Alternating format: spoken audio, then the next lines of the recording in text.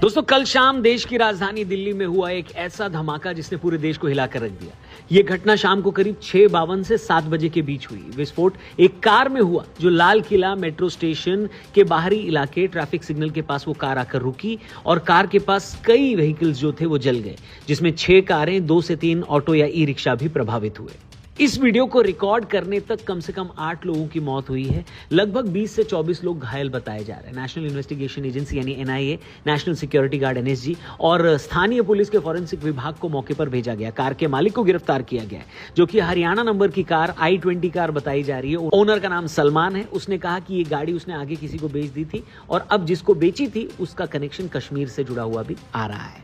राजधानी दिल्ली के साथ साथ उत्तर प्रदेश, महाराष्ट्र, आंध्र प्रदेश कई इलाकों में हाई अलर्ट जारी कर दिया गया है। विस्फोट एक धीमी गति से चल रही कार में हुआ था जिसे ट्रैफिक सिग्नल पर रोका गया था। होम मिनिस्टर अमित शाह घटनास्थल पर पहुंचे थे और प्रधानमंत्री नरेंद्र मोदी ने भी शोक जताया और जांच की बात कही।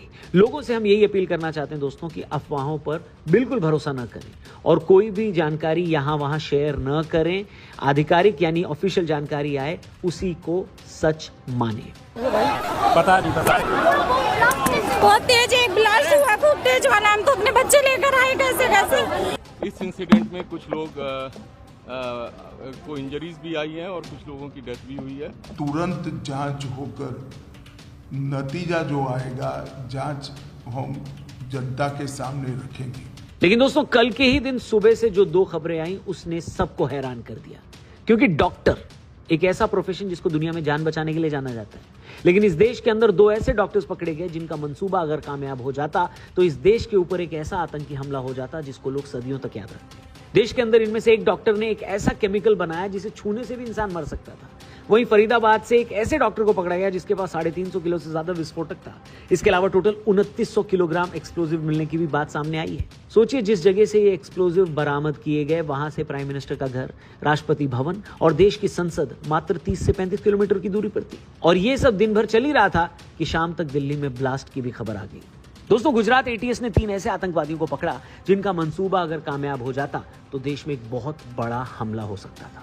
यह हमला न सिर्फ लाखों लोगों की जान लेता बल्कि कितने ही परिवारों को बर्बाद कर देता। गुजरात ATS ने जिन 3 आतंकियों को हाल ही में पकड़ा है वो देश भर में बड़े आतंकवादी हमले की साजिश रच रहे थे और उनके पास हथियार, जिंदा कारतूस और खतरनाक घातक केमिकल मैटर्स मिलने की भी पुष्टि हुई है। इन 3 आतंकियों का मकसद देश के अलग अलग हिस्सों जैसे दिल्ली, लखनऊ, अहमदाबाद सहित बाकी हिस्सों में बड़े आतंकी हमले करना था। ATS को इनके पास से कई पिस्टल, 30 जिंदा कारतूस और राइसिन जहर बनाने के लिए इस्तेमाल होने वाला लगभग 4 लीटर कैस्टर ऑयल मिला। ये बोला जा रहा है कि ये लोग पाकिस्तान और अफगानिस्तान के हैंडलर्स के संपर्क में थे। अहमदाबाद, दिल्ली और